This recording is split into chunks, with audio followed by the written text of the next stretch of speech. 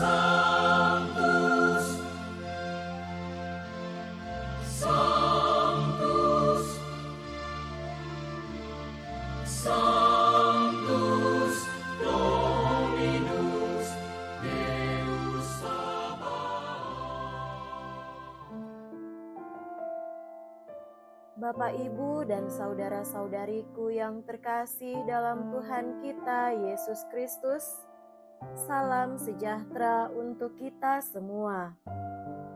Berkat Allah yang Maha Kuasa senantiasa menyertai kita. Marilah kita mendengarkan dan merenungkan bacaan-bacaan kitab suci hari Senin tanggal 9 Maret tahun 2026. Dalam nama Bapa dan Putra dan Roh Kudus.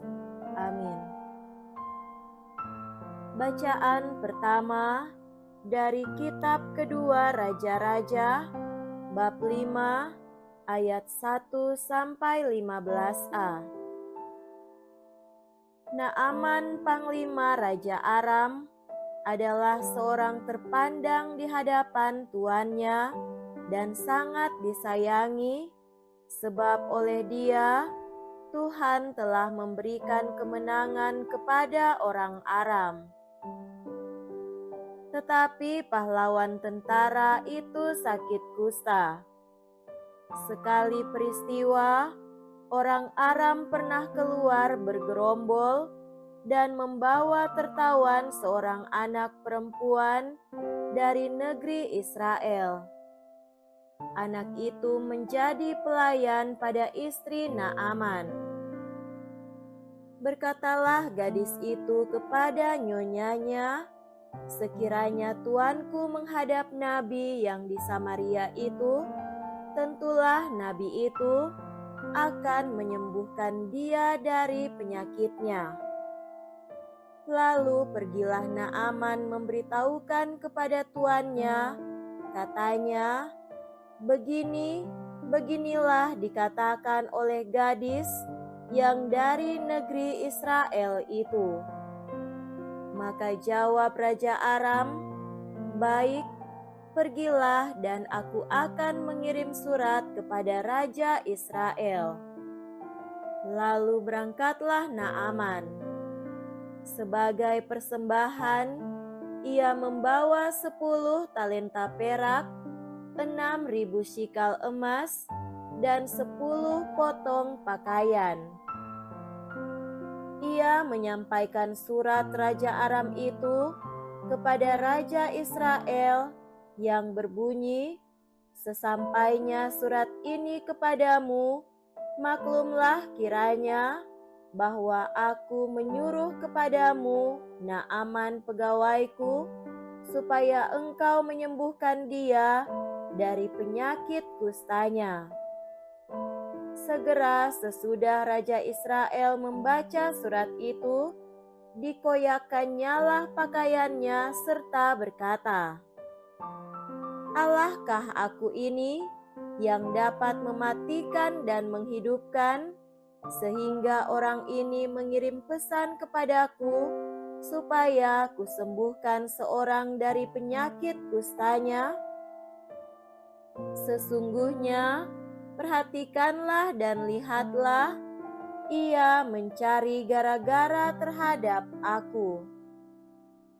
Segera sesudah didengar oleh Elisa, abdi Allah itu, bahwa Raja Israel mengoyakkan pakaiannya, dikirimnyalah pesan kepada raja, bunyinya, "Mengapa engkau mengoyakkan pakaianmu? Biarlah orang itu datang kepadaku, supaya ia tahu bahwa ada seorang nabi di Israel."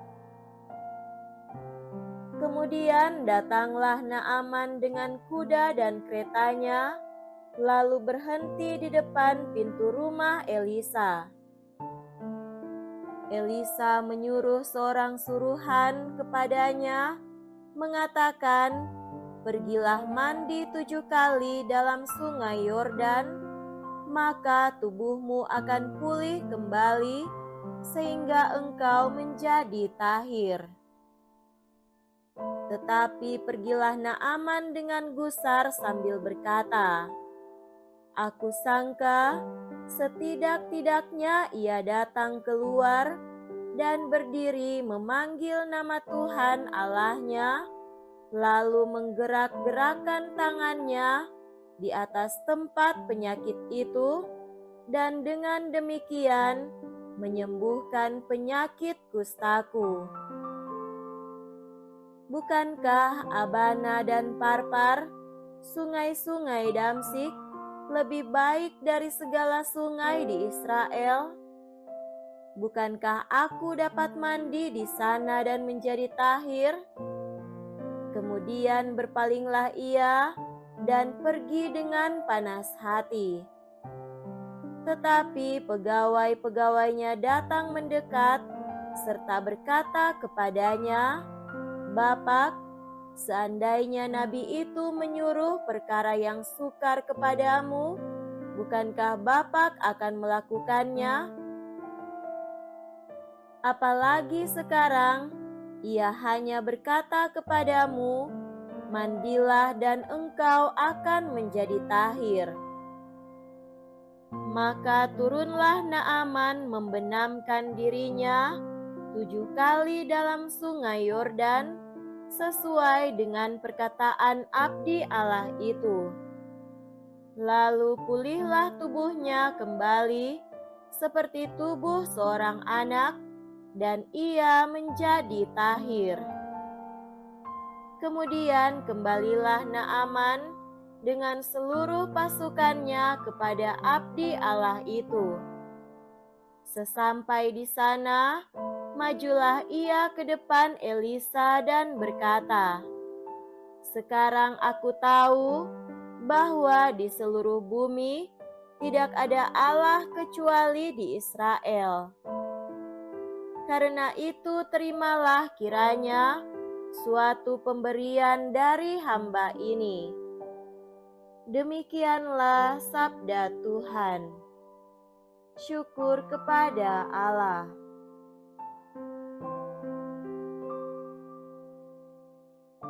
Semoga Tuhan beserta kita sekarang dan selama-lamanya. Inilah Injil suci menurut Santo Lukas. Dimuliakanlah Tuhan. Injil Lukas bab 4 ayat 24 sampai 30. Ketika Yesus datang ke Nazaret, ia berkata kepada umat di rumah ibadat, "Aku berkata kepadamu, sesungguhnya tidak ada nabi yang dihargai di tempat asalnya. Tetapi aku berkata kepadamu, dan kataku ini benar. Pada zaman Elia, terdapat banyak janda di Israel ketika langit tertutup selama 3 tahun 6 bulan, dan ketika bahaya kelaparan yang hebat menimpa seluruh negeri. Tetapi Elia diutus bukan kepada salah seorang dari mereka, melainkan kepada seorang janda di Sarfat di tanah Sidon.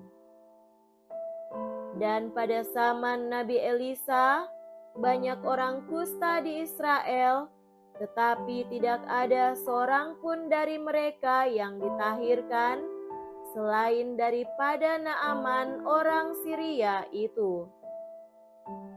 Mendengar itu, sangat marahlah semua orang yang di rumah ibadat itu. Mereka bingung, lalu menghalau Yesus keluar kota dan membawa dia ke tebing gunung, tempat kota itu terletak, untuk melemparkan dia dari tebing itu. Tetapi Yesus berjalan lewat dari tengah-tengah mereka, lalu pergi. Demikianlah sabda Tuhan. Terpujilah Kristus.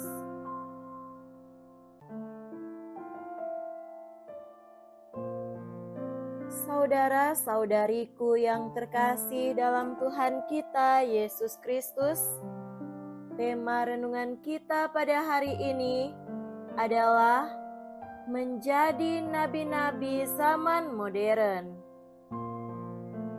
Gereja mengartikan iman sebagai sebuah karunia melalui Roh Kudus dan memungkinkan manusia menyerahkan diri dalam perlindungan Allah. Iman itu anugerah kepada dunia, kepada manusia, kepada siapa saja. Iman memberi kesempatan kepada kita untuk berubah, memandang Tuhan dan sesama dengan cara pandang Allah, yakni kasih.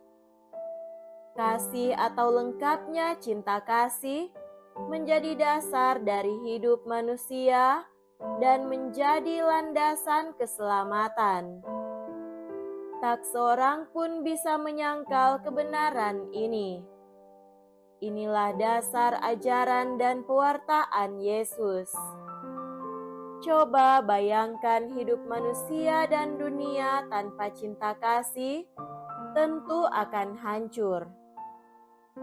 Namun kita perlu menjadi lebih dewasa dan bisa menyelami kehendak Allah dalam proses pertumbuhan iman tersebut. Mungkin di sini ada beberapa aspek yang perlu kita sadari. Pertama, kita harus bisa bertumbuh dan berproses dalam iman. Bisa saja terjadi sebuah mujizat dan membuat kita percaya, namun kita harus terus berjalan untuk mencapai perjumpaan ilahi dengan Tuhan. Sikap Yesus terhadap warga Nazaret, kampungnya sendiri, sangat jelas karena alasan tersebut. Paus Fransiskus dalam seruan apostolik Evangelii Gaudium nomor 7 menyebut bahwa jangan beriman hanya karena alasan etis atau juga sebuah ide cemerlang, tetapi karena perjumpaan pribadi dengannya. Ini kondisi yang masih banyak terjadi dalam hidup menggereja.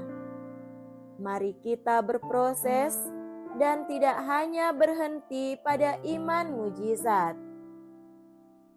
Kedua, Yesus menghendaki agar kita sadar bahwa cinta kasih adalah cara pandang dan cara hidup Allah dalam iman, bersifat universal dan ditujukan kepada dunia, kepada semua manusia dan bangsa. Kisah Naaman dalam bacaan pertama dan diulangi oleh Yesus dalam Injil menunjukkan hal itu dengan jelas. Jika kita menghendaki sebuah dunia yang damai, di mana kita semua adalah saudara, di mana tidak ada lagi konflik, hanya ada satu cara, yakni membangun hidup berdasarkan cinta kasih melalui iman akan Tuhan. Ketiga, dunia memerlukan dan senantiasa membutuhkan seorang nabi. Suara seorang nabi sepanjang zaman amatlah penting. Yesus sembari mengkritik masyarakat Nazaret, berkata bahwa ada banyak janda miskin di Israel, namun Elia justru diutus kepada janda miskin di Sarfat, Sidon, yang adalah wilayah Fenisia. Atau juga dari sekian banyak orang kusta di Israel, justru Naaman, orang Syria yang disembuhkan pada zaman Nabi Elisa. Kritik Yesus ditujukan untuk melawan sikap tertutup orang Israel yang merasa bahwa Yahweh dan proyek keselamatan hanya diperuntukkan bagi mereka. Saudara-saudari terkasih, sepanjang zaman, gereja sudah memainkan peran ini di tengah berbagai tekanan dan kritik. Gereja juga semakin dewasa dan terus berubah dari konsep-konsep lama yang membuatnya tertutup. Akhirnya, sebagai anggota gereja, kita semua mestinya berperan sebagai nabi-nabi yang harus menyuarakan suara kenabian untuk melawan cara hidup yang melawan cinta kasih. Semoga demikian. Amin. Dalam nama Bapa dan Putra dan Roh Kudus. Amin.